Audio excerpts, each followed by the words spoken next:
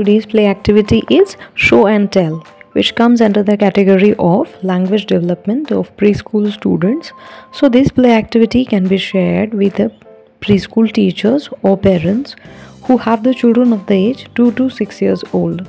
The objective of this play activity is to encourage children to talk, to share things of interest, and to enlarge vocabulary. For this we need a large group of students. Now material required is make children bring from home objects of interest, or you provide them like toy, rock or shell or feather, etc. How we have to play this activity? Sit the children in circle, let one child stand and show her object and talk about it. Encourage the children to talk by asking open-ended questions. Continue the game till all the children have had a turn. Now one variation is possible here. Display all the objects the children have brought, level the object and let the children talk about the object. Another variation can be possible.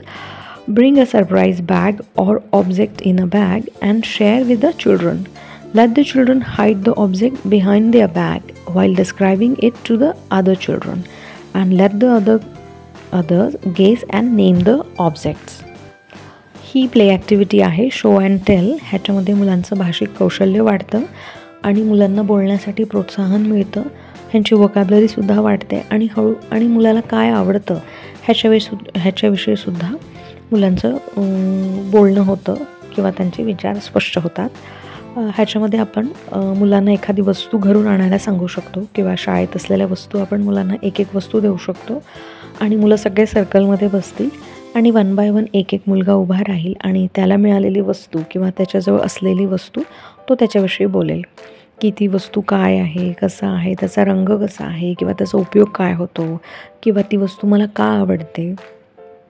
असे वेगवेगळे प्रश्न म्हणजे प्रश्न नाही, अशा वेगवेगळ्या शब्दांविषयी किंवा असे वेगवेगळे वाक्य बोलून तो त्या वस्तूविषयी माहिती देऊ शकतो. आणि असा हा गेम 1 बाय 1 प्रत्येक मुलाला करायचा आहे आणि हा कंटिन्यू होईल. ह्याच्यामध्ये एक व्हेरिएशन असं होऊ शकतं की ज्या काही वेगवेगळ्या वस्तू आणलेल्या आहेत त्याच्यावर आपण त्याचं नाव लिहू शकतो आणि मग सगळे मिळूनही त्या वस्तूंविषयी मुलं बोलू शकतात 1 बाय 1.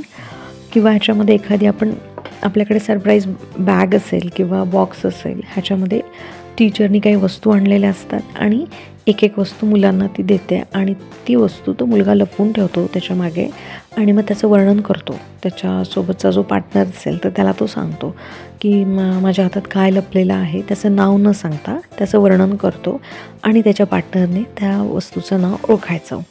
अशी ही शो अँड टेल ॲक्टिव्हिटी आहे. ह्याच्यामध्ये मुलांना इंटरेस्ट भरपूर येतो कारण वेगवेगळ्या वस्तूंविषयी प्रश्न विचारायचे असतात किंवा माहिती सांगायची असते आणि ती ओळखायची असते इतरांनी किंवा मुलं स्वतःहूनच त्याविषयी माहिती सांगतील आणि प्रत्येकाचा जो शब्द वापरण्याची पद्धत किंवा वर्णन करायची पद्धत असते ही वेगवेगळी असते.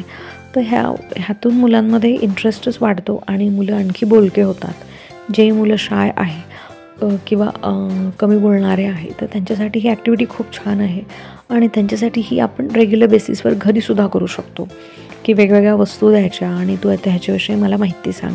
परत ह्या सगळ्या ॲक्टिव्हिटीज खेळताना किंवा मुलांसोबत घरी किंवा शाळेत करून घेताना जी मोठी व्यक्ती असते म्हणजे टीचर असेल किंवा आईवडील असेल ह्यांनी खूप इंटरेस्ट दाखवायला पाहिजे आणि चेहऱ्यावर खूप हॅपी एक्सप्रेशन्स असायला पाहिजे आणि मुलांचा पण इंटरेस्ट वाढेल आणि क्युरॉसिटी वाढेल, त्यांची उत्सुकता वाढेल असे आपले शब्द असले पाहिजे, असे आपले चेहऱ्यावरचे एक्सप्रेशन असले पाहिजे जेणेकरून मुलं जे अबोल किंवा शांत मुलं असतात की ज्यांना खूप काय इंटरेस्ट असा नसतो तर अशा मुलांनासुद्धा उत्सुकता वाटेल आणि त्यांनाही गेम खेळावासा वाटेल असं आपलं सगळ्यांचं बोलणं असलं पाहिजे.